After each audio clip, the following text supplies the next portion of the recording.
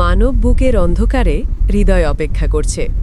প্রতি মিনিটে ৭০ বার এটি ধড়ফড় করে, নিষ্ঠার সাথে, অনন্তকাল পর্যন্ত। কিন্তু সেই স্থির ছন্দের নিচে বিপদ ঘুমাচ্ছে। দুর্বল প্রাচীর, সংকীর্ণ পথ, ধীরে ধীরে শক্তি হারাচ্ছে একটি পাম্প। এবং তারপর শরীর একটি সিদ্ধান্ত নেয়, একটি শান্ত সিদ্ধান্ত, একটি সাধারণ পদক্ষেপ। অস্বাভাবিকভাবে গভীর একটি হঠাৎ শ্বাস, পেশিগুলি জেগে ওঠে এবং হৃদয়ে সংকেত পায়, আমাদের আরও প্রয়োজন। পালস দ্রুততর হয়, রক্ত প্রবাহিত হয়। এটি বিশৃঙ্খলা নয়, এটি অভিযোজনের শুরু। প্রতিটি ব্যায়ামের সঙ্গে হৃদয় সীমার প্রান্তে ধাক্কা খায়।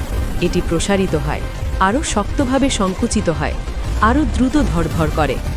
অক্সিজেন রক্তস্রোতে প্রবাহিত হয়, যেন যুদ্ধক্ষেত্রে রিইনফোর্সমেন্ট। ক্যাপিলারি প্রসারিত হয়, ধমনী সাড়া দেয়। হৃদয় একটি নতুন ভাষা শেখে, চাপে দক্ষতা। সপ্তাহগুলি অতিক্রম করে, হৃৎপেশি শক্তিশালী, মোটা, আরও বুদ্ধিমান হয়ে ওঠে।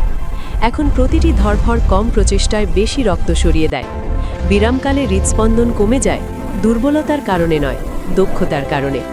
এই অঙ্গটি আর বেঁচে থাকার জন্য লড়াই করছে না, এটি প্রশিক্ষণ নিচ্ছে। ধমনীতে কোলেস্টেরল পিছু হটে, প্রদাহ কমে, বৈদ্যুতিক সংকেত আরও নিখুঁত এবং নিয়ন্ত্রিত হয়। হৃদয় আর চাপের নিচে আতঙ্কিত হয় না, এটি অভিযোজিত হয়, এটি পূর্বাভাস দেয়, এটি স্থিতিশীল থাকে। যা আগে সহজেই ক্লান্ত হতো এখন নিখুঁতভাবে কাজ করছে। যা আগে চাপে ছিল এখন আগের চেয়েও দ্রুতই পুনরুদ্ধার করছে। ব্যায়াম হৃদয়ের কোড পুনর্লিখন করেছে, চেষ্টাকে শক্তিতে রূপান্তরিত করছে এবং আন্দোলনকে সুরক্ষায় রূপান্তরিত করছে। হৃদয়কেও চাপ থেকে রক্ষা পেতে তৈরি করা হয়নি, সেটির মোকাবিলা করতে তৈরি করা হয়েছে। এবং প্রতিটি পদক্ষেপ, প্রতিটি শ্বাস, প্রতিটি ঘামের ফোঁটা, আপনি কেবল আপনার শরীরকে নড়াচ্ছেন না, আপনি ওই ইঞ্জিনকে উন্নত করছেন যা আপনাকে জীবিত রাখে।